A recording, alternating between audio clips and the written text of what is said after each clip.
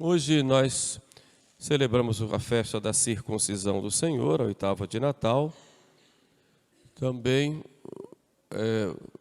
dedicada a orações especiais a Nossa Senhora, Santa Maria, Mãe de Deus. A primeira oração que fizemos foi falando exatamente deste grande privilégio de Maria, Mãe de Deus. E também rezamos de modo especial pela paz no mundo. Conforme nós havíamos falado ontem na missa, meditamos aquele canto de louvor dos anjos aos pastores nos arredores de Belém, que diziam em alta voz: Glória in excelsis Deo, glória a Deus nas alturas e paz na terra aos homens de boa vontade. A vinda do Salvador, o nascimento da criança de Belém foi para a glória de Deus e para a paz no mundo, aos homens de boa vontade ou amados de Deus. Ontem nós falamos um pouco sobre a glória de Deus e, conforme prometi, gostaria de meditar com vocês um pouco sobre a paz. A paz que Jesus veio trazer. O que é a paz? Como ela se realiza? Como ela se quebra? E em que sentido Jesus, o nascimento do menino Jesus, traz a paz para os homens, para nós? O que é a paz? Santo Agostinho diz que a paz é a tranquilidade na ordem. É o equilíbrio no homem, no corpo e na alma, o equilíbrio no ser humano como tal, o equilíbrio na família, o equilíbrio na sociedade. A paz, ela encontra a sua plenitude no céu. E como essa paz é quebrada? A paz é quebrada pelo pecado. Quem primeiro quebrou a paz foi o diabo, Lúcifer, quando diante de Deus diz: eu não servirei. E ele então se revolta contra Deus, querendo bastar-se a si mesmo. Então a quebra da paz parte do orgulho, que leva à desobediência. Quando Deus criou o ser humano, criou o homem à sua imagem e semelhança, e o homem tinha paz. Tinha porque havia uma ordem perfeita nele. Corpo sujeito à alma e a alma sujeita a Deus. O homem era feliz. E Deus criou o homem em estado de graça e inocência, vivia a vida dele próprio, participava da vida de Deus pela graça santificante. Era o estado de inocência original e o estado de felicidade e de paz. Porém, o homem pecou, e o pecado quebrou essa paz do homem. Seja a paz consigo mesmo, o homem cai no desespero e sai correndo e se esconde. Por isso se diz que ele teve vergonha porque estava nu. Essa nudez foi a consciência de que ele estava sem a graça e sem a paz, tinha perdido a paz. Perdeu a paz com Deus porque desobedeceu. E perdeu a paz com o seu semelhante. Como vemos, logo depois que Deus chama Adão, Adão culpa Eva e culpa o próprio Deus dele ter desobedecido. Portanto, a paz é quebrada pelo orgulho que leva à desobediência. E onde há orgulho e desobediência, não pode haver paz. Por isso a paz, sabemos que ela vai vir pela obediência e pela humildade. Sem isto, não há paz. Agora olhemos para a criança de Belém. Porque os anjos disseram, logo após da glória de Deus nas alturas, disseram paz aos homens de boa vontade, ou segundo algumas traduções, aos homens a quem ele, Deus, quer bem. Por quê? Porque esse menino, Jesus, é Deus. Deus, como sabemos, com o Pai e o Espírito Santo, que é o Criador, e o Criador que ordena todas as coisas ao seu fim. E quando vem o Filho de Deus ao mundo, ele é homem, mas é Deus. Então vem a autoridade de Deus, vem o poder de Deus, vem nos dizer como é que nós devemos fazer para alcançar a verdadeira paz. Uma vez chegou um jovem para Jesus e perguntou: mestre, o que é que eu devo fazer para alcançar a vida eterna? E Jesus disse: obedece os mandamentos. Depois vai dizer: aquele que me ama guarda a minha palavra, e meu Pai o amará, e nós viremos a ele, e nele faremos morada. Então Jesus vem com a sua autoridade, e a Sagrada Escritura fala muito bem disso. Ele vem com a autoridade nos dizer como fazer e o que fazer para alcançarmos a vida eterna, ou seja, para chegarmos àquele fim para o qual fomos criados, que na verdade é o próprio Deus. Por isso nós vemos lá nos capítulos 5 ao 7 de São Mateus, quando Jesus faz o belíssimo Sermão da Montanha e começa falando das bem-aventuranças, ele coloca lá uma bem-aventurança relativa à paz. Bem-aventurados os pacíficos, porque estes serão chamados filhos de Deus. Bem-aventurados os que promovem a paz, esses serão chamados filhos de Deus. Mas diz também: bem-aventurados quando vos injuriarem e vos perseguirem por causa do meu nome. Alegrai-vos e exultai, porque será grande a vossa recompensa no céu. Podem até fazer guerra contra vós, porém a paz que eu dou, ninguém pode tirar. Então é este menino que nos traz a paz, porque ele nos dá o caminho da paz. E nos diz com sua autoridade, porque ele é Deus, o que fazer. Quem me ama, obedece aos meus mandamentos. E falava como quem tinha autoridade. Isso causava admiração. Neste mesmo Sermão da Montanha, ele vai fazendo algumas correções. Diziam os antigos: não matar. Eu, porém, vos digo, quem se irar contra seu irmão, já será réu. Quem disser ao seu irmão tolo, ou numa tradução mais comum, cabeça oca, já será réu. Portanto, ele diz qual é o caminho da paz e diz com a sua autoridade. Eu vos dou a paz, mas não dou como o mundo dá. Então a paz tem que ser na obediência a meu Pai.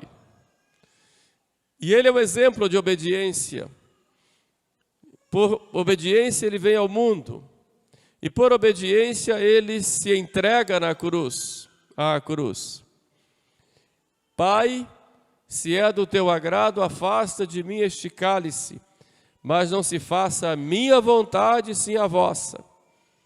Portanto, ele nos ensina com o seu exemplo e nos dizendo como fazer, que nós, se quisermos alcançar a paz, temos que fazer a vontade de Deus. Então, obedeçamos a Jesus. E perdemos a paz quando nós não seguimos o que ele nos ensina. Por isso, nós somos chamados discípulos, aquele que segue, aquele que aprende e aquele que segue. Por isso nós o chamamos de mestre, porque ele nos ensina e nos diz como fazer para termos a paz. Então, esse menino traz a paz com a sua autoridade, nos mostrando o caminho e nos dando o exemplo. Mas há um segundo motivo pelo qual esse menino nos traz a paz. Ele nos dá a paz porque ele é o príncipe da paz. Já no Antigo Testamento, Isaías falava desse ano novo da graça que viria com o Messias, e esse Messias seria chamado o príncipe da paz. E ele é o príncipe da paz. Por quê? Nós vamos ver Jesus diante de Jerusalém chorando porque aquele povo o estava rejeitando, e ele chora e diz: se ao menos neste dia da tua visita, ele visitando, tu conhecesses aquele único que te pode trazer a paz, mas isto está fechado aos teus olhos, porque ele é o príncipe da paz. Ele é o príncipe da paz porque ele é o caminho que nos leva ao Pai, e é o caminho que traz o Pai para nós. Ele é o pontífice, que é Deus e homem, e que une em si as duas naturezas na mesma pessoa.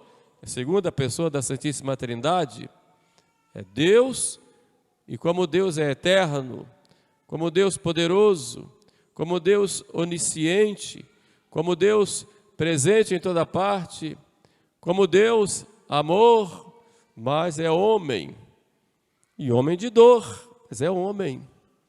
E ele então, por ser Deus e homem, se tornou o pontífice, ou seja, a ponte entre Deus e os homens. Ninguém vai ao Pai senão por mim. Eu sou o caminho. Ele não diz eu sou um caminho. Eu sou o caminho. Eu sou a verdade. Eu não sou uma verdade, mas a verdade. Eu sou a vida. Não há outra vida a não ser o próprio Jesus. Portanto, ele é o príncipe da paz que traz de novo esta união do homem com Deus e de Deus com o homem. E ele sela essa união no momento máximo, quando ele morre na cruz. Ele se oferece em sacrifício de reparação pelos pecados de todos os homens.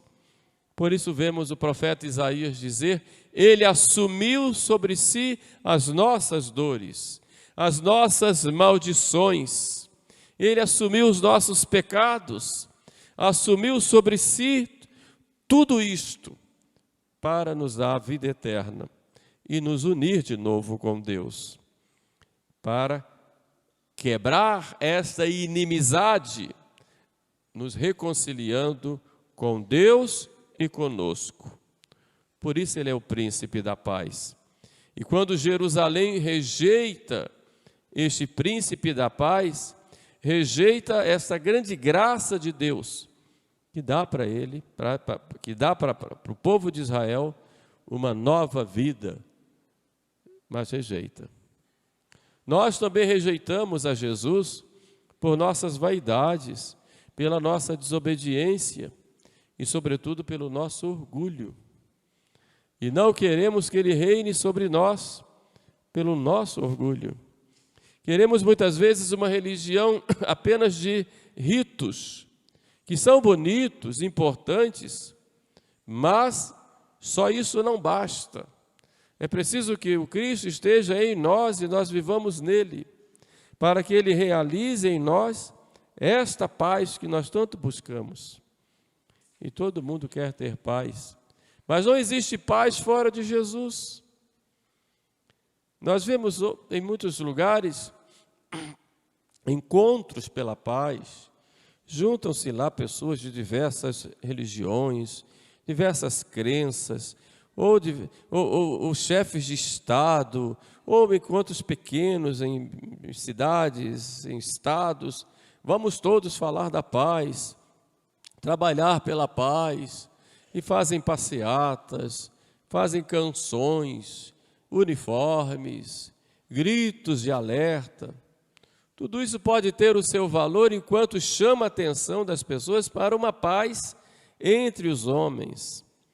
Porém, não haverá paz sem Jesus, sem uma verdadeira conversão a Jesus. Podem fazer muitos encontros, tirem fotografias, etc. Pode ser uma chamada de atenção para o tema, mas não é isso que traz a paz. A paz é um dom de Deus que deve ser correspondido pelo homem. Nossa Senhora em Fátima disse: orai muito pela paz no mundo e pela conversão dos pecadores. Por isso a paz só acontecerá quando Deus nos der o dom dela, e por isso temos que ter humildade de pedir, e quando nós nos convertermos. Enquanto não houver uma verdadeira conversão, nós vamos ter guerras, vamos ter brigas, confusões, programadas ou não programadas, não importa, porque nós precisamos nos converter. Isso na prática é fácil de entender. Você chega a dois irmãos numa família, dois irmãos que estão brigando, você chega, chama, fala, depois diz para eles: agora deem as mãos, a gente dá as mãos, tal. Daqui a pouco estão brigando do mesmo jeito. Na igreja acontece muito isso. Às vezes, por causa do orgulho, da vaidade, um não se dá com o outro e começa a falar mal do outro, e briga, e não se encontra, e fica fazendo seus grupinhos. A gente chama os dois, conversa, dá uma chamada, dá uns puxões de orelha, dá uns gritos, etc. Agora se abracem. Eu não costumo fazer isso, porque eu sei que isso não vale de nada, mas abraça, faz, tal. Daqui a pouco estão lá se batendo do mesmo jeito, falando, criando, brigando, tal. Coitado do padre, o padre não sabe de nada. Não adianta, se não houver conversão e o espírito verdadeiramente cristão, vão continuar em guerra, não vão ter paz. E a falta de paz vai levando é uma reação em cadeia, porque a gente começa a criar grupos antagônicos para fazermos nossas guerras. Porque se não houver conversão, não tem paz. Porque a guerra ou a falta de paz é fruto do pecado. Toda briga, toda confusão, toda intolerância, explico melhor, é sempre falta de caridade, falta de humildade. Porque às vezes por uma coisa tão pequenina a pessoa não dá o braço a torcer, porque eu tenho que dizer a última palavra. Eu tenho que dizer que tenho razão. Eu tenho que ser a vítima nesse momento daquela outra pessoa que está me perseguindo. Então não vai ter paz nunca. E o pior, essa pessoa não vive em paz. Não vive em paz. E provoca guerra nas outras. E isso em cadeia destrói qualquer grupo social e a sociedade como tal. Então, por isso Jesus diz: bem-aventurados os que promovem a paz. Mas a maior promoção da paz é a promoção à conversão. E a conversão à pessoa de Jesus Cristo, que é o príncipe da paz. Sem ele não vai haver paz. Podem fazer tratados, podem fazer encontros, mas sem ele vai ser tudo muito bonito lá, mas na prática o povo vai continuar brigando e se batendo e se matando e se destruindo, porque sem conversão não se consegue a paz. Porque a paz é fruto do sacrifício de Cristo na cruz. Ele é o príncipe da paz. Por fim, aí vem o terceiro ponto da nossa reflexão. Jesus nos traz a paz, a sua vinda ao mundo é a vinda para nós de modo visível, porque Deus é invisível, mas em Cristo, Deus invisível se torna visível. Então, é para nós a presença visível do sumo bem. E o que é que mais o ser humano anela, mais deseja do que o bem. Ninguém quer o mal, quer o bem. E nós buscamos o bem e o bem supremo. Santo Agostinho diz: nosso coração ainda é inquieto e só encontra descanso em repouso em Deus, porque nós só encontramos repouso no bem.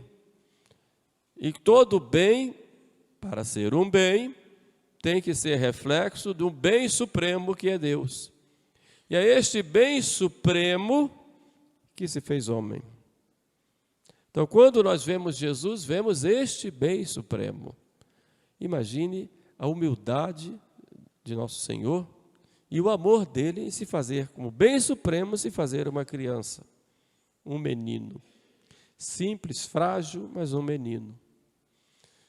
Então, ele traz a paz, porque ele traz para nós é ele mesmo como o sumo bem que nós buscamos.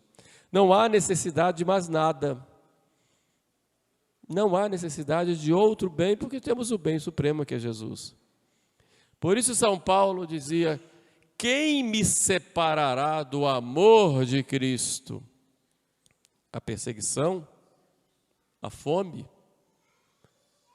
o martírio, a nudez, no sentido de que fui despojado de tudo, a tribulação, nenhum sofrimento, nada no mundo pode me separar do amor de Cristo, porque eu tenho o sumo bem. Tenho Jesus. Por isso São Paulo, em êxtase, dizia: meu viver é Cristo. Já não sou eu quem vivo, mas quem vive, mas é Cristo que vive em mim. Ou seja, eu tenho o sumo bem.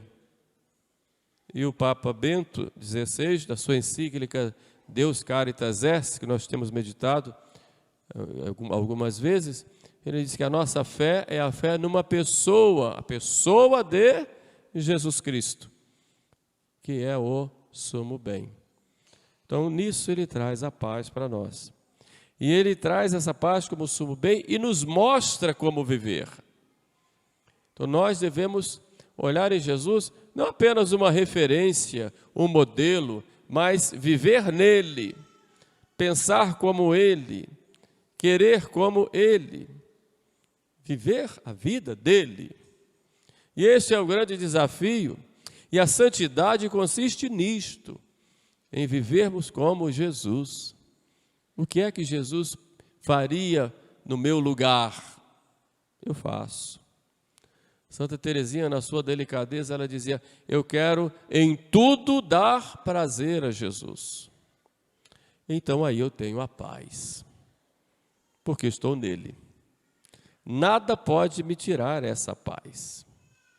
Mas para eu trabalhar para essa paz, eu tenho que viver na verdade, não na mentira. Não existe paz com mentira. Podem promover a paz aí os pacifistas com seus protestos, suas greves de fome, etc.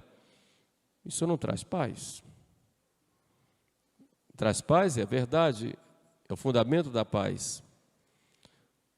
A paz é edificada, o fundamento é verdade, é edificada pela justiça, quando se dá a cada um aquilo que lhe é devido. A Deus o que é de Deus e ao próximo o que é do próximo. Aí nós temos a edificação da paz. A paz, ela é fermentada pelo amor. Sem caridade, sem amor, não há paz. Mas um amor que faz com que eu olhe no outro o próprio Jesus, o príncipe da paz. Senão, não tenho paz. Se eu não me converto e não olho no meu irmão o próprio Jesus, nunca vou poder trabalhar pela paz. E, finalmente, o que alimenta a paz é a liberdade. Nunca haverá paz se o homem não for livre. Destruir a liberdade no ser humano, aquela capacidade que o homem tem de fazer suas escolhas, se destrói isto no ser humano, nós destruímos o próprio ser humano, tornamos o ser humano pior do que os animais, porque tiramos aquilo que ele tem mais próprio, que é a liberdade. Quando o ser humano é oprimido por qualquer poder deste mundo e perde a liberdade, e hoje a gente corre muito esse risco, e já vivemos nessa situação já há algum tempo, em que, em muitos casos, não temos liberdade nem de pensar as coisas, e muito menos de fazer, nós aí deixamos de ser seres humanos. E quem oprime e tira a liberdade das pessoas, no seu verdadeiro sentido, quem oprime e tira a liberdade é porque não tem consideração alguma com as pessoas e trata as pessoas como se fossem animais. Animais. Não animais de estimação, mas animais para seu serviço, para alimentar o seu poder. Mas nós podemos perder a liberdade pecando e nos tornamos escravos do pecado. Por isso, para vivermos a paz, precisamos da verdade, da justiça, do amor, da caridade e da liberdade. Não a liberdade para fazer o mal, mas a liberdade para fazermos o que é do agrado de Deus. Podem fazer o que for, podem perseguir, maltratar, mas ninguém vai tirar essa paz de nós. Para encerrar, gostaria de, abusando um pouco da paciência de vocês, contar uma pequena história, pequena, que um rei quis fazer um concurso entre os artistas do seu reino para que eles fizessem um quadro que expressasse a paz. E cada um foi fazendo o seu. Depois foram lá, levaram lá para o rei julgar. E foram tirando, o rei achou bonito, mas esse não. Foi tirar um outro, né? Tiraram lá a cobertura, né, da tela, bonito, mas esse não. E foram tirando, e sobraram 2 quadros. Num quadro, era um quadro belíssimo. Um lago, no entardecer, algumas montanhas no fundo, uma pequena planície mais à direita, com umas ovelhas lá se alimentando. O lago refletia as montanhas e o céu um pouco avermelhado no entardecer. Aquela água do lago paradinha. E todo mundo disse, é esse. Esse é o quadro que expressa melhor a paz. Está vendo aí tudo tranquilo? O rei mandou de tirar o último quadro. E trouxeram. Esse tinha uma cascata ou uma cachoeira, com a água vinha numa violência grande, muito forte, e batia nas pedras e levava algumas árvores de um lado do outro, mas com uma força muito grande. Aí disseram, com esta força, com esta violência das águas, o primeiro ganhou. Só que o rei, muito cuidadoso, viu que havia um arbusto que saía da rocha, e naquele arbusto tinha um ninho. E naquele ninho tinha um pássaro ali que estava cuidando dos seus ovinhos. No meio de toda aquela confusão, vento, aquela força da água, aquele barulho, e o pássaro ali tranquilo, cuidando do seu ninho.